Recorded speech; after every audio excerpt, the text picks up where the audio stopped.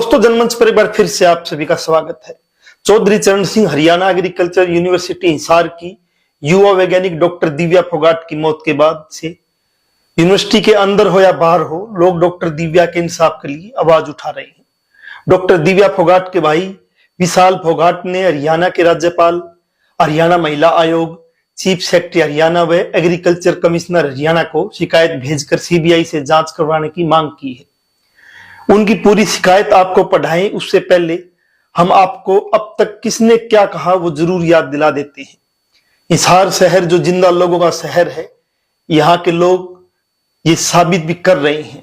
छात्र संगठन हो या महिला किसान संगठन हो, वो सभी डॉक्टर दिव्या के इंसाफ के लिए बोल रहे हैं।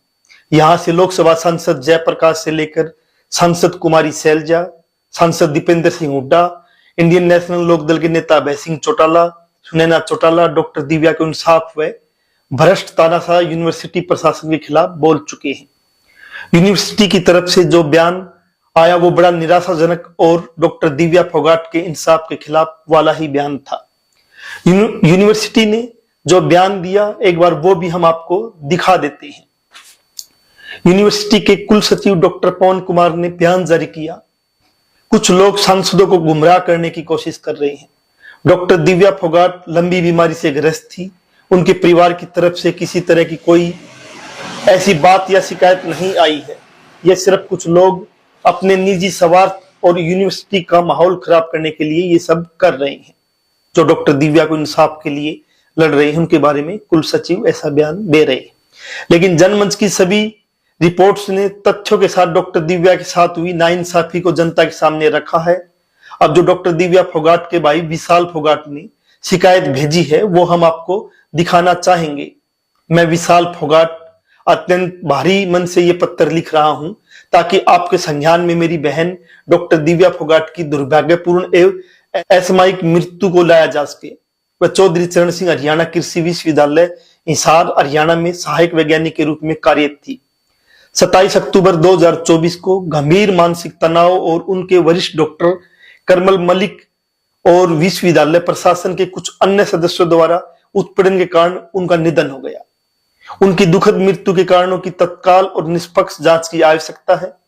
डॉक्टर दिव्या के उल्लेखनीय योगदान की बात करें तो उन्होंने एमएससी में महर्षि दयानंद विश्वविद्यालय रोहतक से और पीएचडी चौधरी चरण सिंह हरियाणा कृषि विश्वविद्यालय हिसार से स्वर्ण पदक हासिल किया था।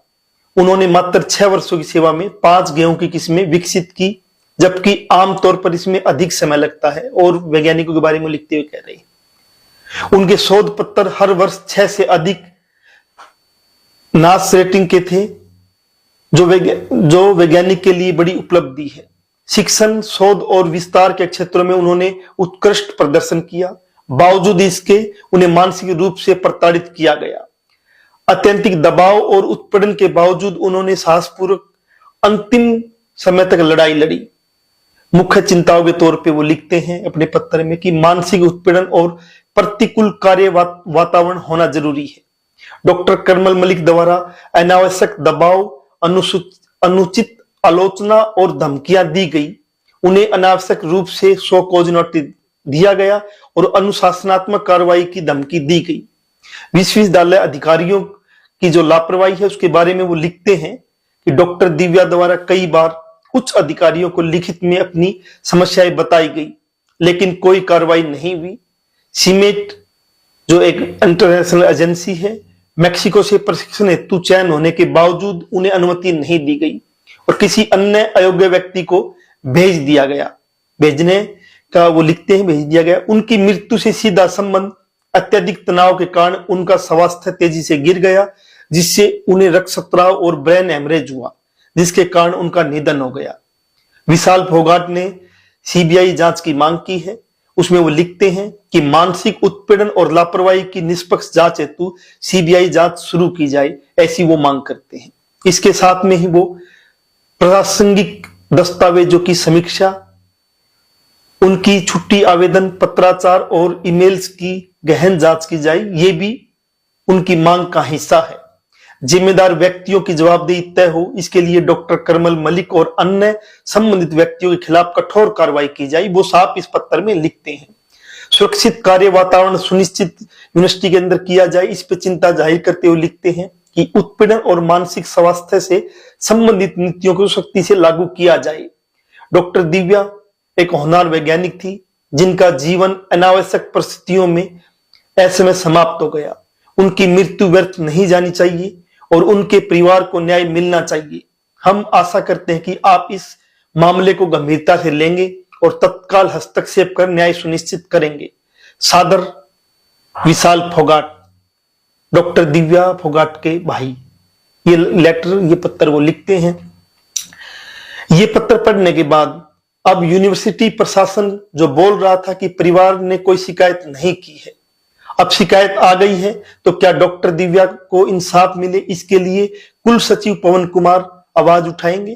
क्या वो माफी मांगेंगे अपने बयान के लिए जो कल उन्होंने दिया था डॉक्टर दिव्या के इंसाफ के लिए लड़ने वाले लोगों के खिलाफ? अगर डॉक्टर दिव्या फोगाट की मौत की जांच ईमानदारी से हो जाती है तो यूनिवर्सिटी में कितने ही ईमानदारी से काम करने वाले शिक्षक, गैर शिक्षक यूनिवर्सिटी के तानाशाह भ्रष्ट गुट से बच जाएंगे।